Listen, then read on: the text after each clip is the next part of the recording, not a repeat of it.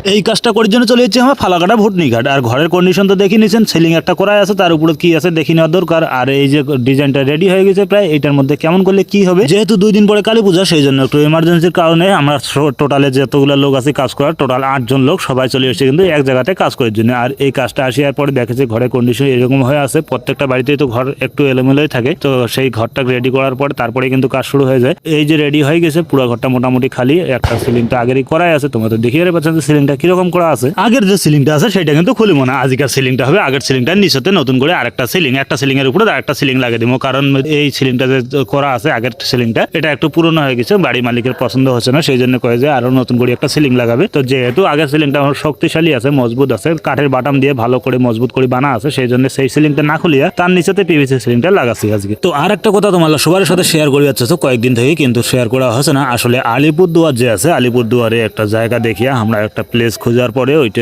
কিন্তু কাজ শুরু করে চাচ্ছি, কয়েকদিনের মধ্যে হয়তো আশা করা যায় কাজ শুরু হয়ে যাবে। যদি কাজ শুরু হয়ে যায় তাহলে আলিপুরদুয়ারের আশেপাশে যেগুলো সোনাপুর, কোচবিহারের আশেপাশটা, জয়গাড়ের আশপাশটা, এই সমস্ত জায়গাতেও কিন্তু আমরা জায়গা কাজ করিয়া পারিব।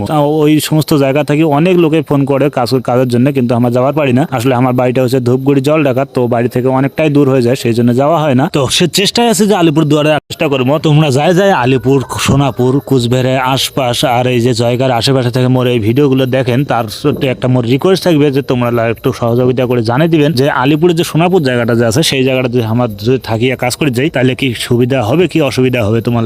যদি কোনোদিন কোনো বিপদে আপদে পড়ি তাহলে তোমার যদি পাশে না থাকেন তাহলে তো আমার কাজ করি পাবার নয় না, এত দূর যায়। তো সেই জন্য কোথাও যে আলিপুরের সোনাপুর জায়গাটা যদি আমরা বাসি নেই তাহলে কি কোনো অসুবিধা হবে। তো পরবর্তী ভিডিওতে আরো আপডেট জানিয়ে দিন যে কি হচ্ছে না হচ্ছে, আমরা আলিপুর যাচ্ছে কি যাচ্ছি না। সে তো আজকের কাজটা এই যে এত দূরে দেখো যে মাঝখানে একটা ডিজাইন করেছি, মাঝখানে ডিজাইনটা করার পরে এই জায়গাটা ফাঁকা জায়গাটার মধ্যে কিছু না করলে কিন্তু ভালো লাগবে না, সেই জন্য কিন্তু মাঝখানে ডিজাইনটার মাঝখানে আরো একটা ডিজাইন বসাচ্ছি। আর 3টার মাঝখানে কিন্তু লাইট থাকবে, চেঞ্জের লাইট গুলো থাকে প্রত্যেকটা সিলিং হতে লাগাই আমার চেন লাইট গুলা, সেই লাইট গুলো থাকবে এটা না। তো এই সাইডটা একটু ফাঁকা লাগাচ্ছে, সেই জন্য এই বাটামের মতো ডিজাইনটা এটা বসে দিয়েছি এই জায়গাটা। আর এই যে সাইডের যে পকেটটা সেটা কিন্তু রেডি হয়নি, তো সাইডের পকেট গুলো করার জন্য লাগিয়ে পড়েছো। তো পুরো ঘরটার মধ্যে যেগুলো লাইট জ্বলবে চেন লাইট গুলো, তাহলে কিন্তু ঘরটার গেট আপটা একেবারেই চেঞ্জ হয়ে যাবে। আগের যে রূপ সেই রূপটা কিন্তু একেবারে চেঞ্জ হয়ে যাবে, নতুন করে আর একটা রূপ পাবে ঘরটার। তো প্রত্যেকটা কাজে এরকমই হয়। আর এইরকম পরিশ্রম, ক্লান্ত হাড় ভাঙা পরিশ্রম করার পরে কিন্তু প্রত্যেকটা কাজে রেডি হয়ে যায়। আর এই ভিডিওটা যে ছাড়ি তার পিছনে কিন্তু প্রচুর সময়ের দরকার। তো কেমন হয়েছে কাজটা অবশ্যই কমেন্ট করে জানাবেন, আর কমেন্ট করে না জানালে আমার ভিডিও বানাবার যে রুচিটা সেটা কিন্তু নষ্ট হয়ে যায়। তো কেমন হয়েছে কাজটা অবশ্যই জানাও।